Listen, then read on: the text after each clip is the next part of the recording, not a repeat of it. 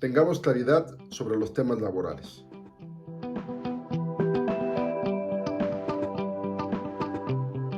La Corte abandona el criterio de la jurisprudencia 1 de 96. Revisemos sus efectos.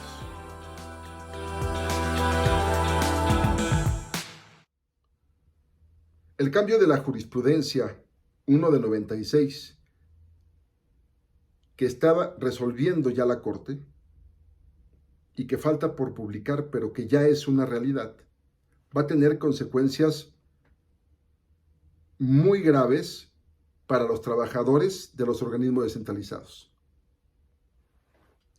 ¿Qué sucedía? ¿Por qué fue que peleamos esta jurisprudencia? Cuando en aquellos años llevábamos demandas de trabajadores de confianza de los organismos centralizados, por ejemplo, en el caso de los centros de investigación, me tocó defender a investigadores que muchas veces su decreto de creación, su ley orgánica, señala que son empleados de confianza.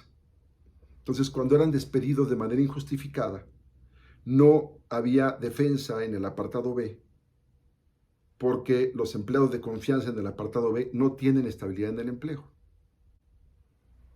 Entonces, lo que intentamos fue demandar directamente ante las juntas de conciliación y arbitraje, en este caso la Junta Federal, y obviamente el organismo llegaba, se defendía diciendo que era incompetente, toda vez que el artículo 1 de la ley burocrática señala con toda claridad que los organismos centralizados se rigen por la ley de los trabajadores de servicio del Estado.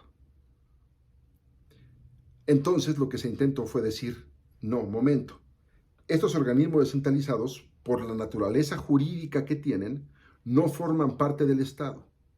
Es decir, no ejercen actividades de imperio, no sancionan, no multan, no tienen esa facultad. En aquel entonces los juzgados de distrito adoptaron este criterio con varios juicios, recuerdo Servicio Postal Mexicano, Transporte Colectivo Metro, nosotros nos tocó con centros de investigación del CONACYT. Y la segunda sala también resolvió en este sentido. También tuvimos una sentencia del ministro Ortiz Mayagoitia, recuerdo, de 700 hojas, donde hacía todo un análisis de teoría del Estado para justificar por qué los organismos descentralizados no ejercían imperio respecto del Estado. Por lo tanto, era inconstitucional que el legislador haya incluido en la ley burocrática, en el artículo 1, a los organismos descentralizados.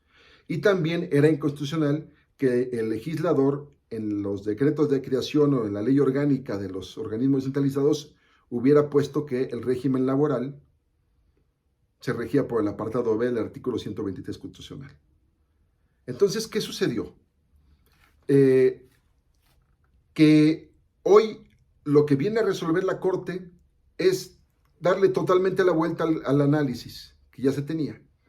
Y dicen, no es por la naturaleza de los organismos centralizados, es en todo caso una facultad del Congreso Legislativo, ya sea federal o estatal, decidir cuál es el régimen laboral de los organismos descentralizados. Y entonces, por lo tanto, abandonan el criterio de la jurisprudencia 1 de 96 y una vez que este nuevo criterio de jurisprudencia se ha publicado, todos los organismos descentralizados que tengan en su decreto de creación o en su ley orgánica que se rigen por el apartado B, como fue la decisión del legislativo, ese va a ser el régimen laboral. Lo que nosotros logramos en aquel entonces no fue cambiar la ley, logramos dejar sin efecto lo que decía la ley. Hoy, entonces, lo que diga la ley orgánica o el decreto de creación, ese va a ser realmente lo que va a regir. Y entonces, ¿qué va a pasar? Incluso va a haber un conflicto, porque aun y cuando un decreto de creación diga que se rigen por el apartado A, como ya no está el criterio de la 1 de 96, los organismos centralizados van a poder excepcionarse y decir, espérame, hay una supremacía de la ley de los trabajadores al servicio del Estado tiene orden jerárquico superior sobre un decreto de una creación de un centro, de un organismo descentralizado, y por lo tanto, al haber estado incluida en el artículo primero, esa es la competencia. ¿Cuál es el caso? Pero ya esta jurisprudencia tiene más de 20 años accionando. Ya se llevan juicios, miles de juicios en la Junta Federal, ya hay sindicatos, contratos colectivos de trabajo. ¿Cómo van a operar los cambios? A ver, primera, las condiciones de trabajo no tienen por qué cambiar. No tiene por qué cambiarse el salario, el puesto, la jornada de los trabajadores. Sin embargo, los trabajadores que son de confianza, ellos no tienen estabilidad tampoco en sus condiciones de trabajo. Entonces, ahí sí podría haber un cambio. No en los de base, pero en los de confianza sí puede haber un cambio y también pueden rescindirlos ya sin que puedan demandar ahora reinstalación. Ahora el organismo competente será el Tribunal Federal de Conciliación y Arbitraje. Los sindicatos que se crearon ya no van a tener interés jurídico. Cualquier demanda, emplazamiento a huelga, cualquier acción que ejerzan, no va a ser competente ya la Junta Federal de Conciliación y Arbitraje. Entonces, para que realmente tengan competencia, tendrán que crearse ahora nuevos sindicatos, pero en el apartado B. Y sin duda, me parece que las condiciones de trabajo es lo más delicado, en donde puede haber modificaciones, ya, porque el Estado ya podrá actuar de una manera distinta. Estas son las consecuencias. Esto es lo que va a pasar a miles de trabajadores de los organismos públicos descentralizados. Hablamos de los centros de investigación de CONACYT, que son muchísimos en toda la República, y cientos también a nivel federal, y no se diga también a nivel local en cada estado, los organismos centralizados que hay.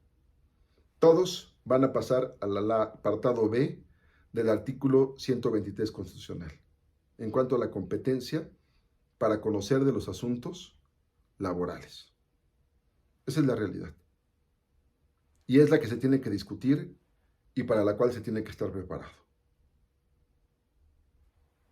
Te invitamos a que nos sigas en nuestras redes sociales. Estaremos discutiendo estos y otros tópicos del derecho laboral mexicano. Gracias. Y yo soy Ricardo Landero.